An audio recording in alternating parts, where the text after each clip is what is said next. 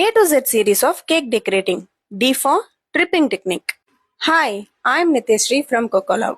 Maroon கலர்ல final coating கொடுத்துருக்கேன். அதுக்கு மேல எனக்கு வந்து அந்த லைட்டா எல்லோ டச் வேணுன்றதுக்காக ஒரு ஷேடட் எஃபெக்ட் கொடுத்துருக்கேன்.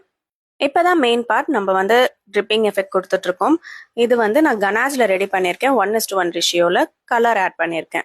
இந்த டெக்னிக் நீங்க எங்கெல்லாம் யூஸ் பண்ணலாம்னு பாத்தீங்கன்னா, உங்களுக்கு அந்த கேக்ல வந்து மெல்டிங் எஃபெக்ட் வேணும் அப்படி இல்லைன்னா நீங்க வந்து ஐஸ்கிரீம் கோன் மாதிரிலாம் ஏதாவது டெக்கரேட் பண்றீங்க அப்படின்னா இந்த எஃபெக்ட் வந்து ரொம்பவே அழகா இருக்கும். சில பேர் வந்து பைப்பிங்லாம் எனக்கு ரொம்ப வேண்டாம், எனக்கு எலிகண்டா இருக்கணும், ரொம்ப சிம்பிளா இருக்கணும்னு சொல்லுவாங்களே, அவங்களுக்கு கூட இந்த மாதிரியான ட்ரிப்பிங் எஃபெக்ட் கொடுக்குறீங்க அப்படின்னா ரொம்பவே சிம்பிளா அழகா இருக்கும். இந்த ட்ரிப்பிங் எஃபெக்ட்டுக்கு இன்னைக்கு நான் கனாச் யூஸ் பண்ணியிருக்கேன். நீங்க வந்து வெறும் சாக்லேட் வச்சு கூட ட்ரிப்பிங் கொடுக்கலாம், அப்படி இல்லைன்னா கிளேசிங் ஜெல்ஸ் கூட யூஸ் பண்ணிக்கலாம். இதுக்கு மேல நான் டாப் லேயர் கம்ப்ளீட் பண்றதுக்காக நான் வந்து எல்லோ கலர் பட்டர் கிரீம் வச்சு லைட்டா ஒரு சன்ஃபிளவர் எஃபெக்ட் கொடுக்கலான்னு பிளான் பண்ணேன். ஸோ அதுக்கு வந்து நான் நாசல்ஸ்லாம் எதுவும் யூஸ் பண்ணாம ஜஸ்ட் டிப்பை மட்டும் கட் பண்ணிட்டு நான் வந்து லைட்டா ஒரு ஸ்ட்ரிப்ஸ் மாதிரி போட்டு ஒரு எஃபெக்ட் கொடுத்துருந்தேன். பட் அன்எக்ஸ்பெக்டட்லி நல்லா இருந்தது.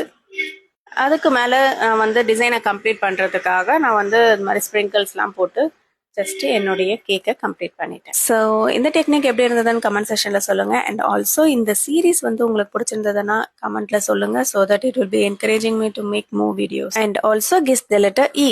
நெக்ஸ்ட் வீடியோல மீட் பண்ணலாம். தேங்க்யூ, பாய்.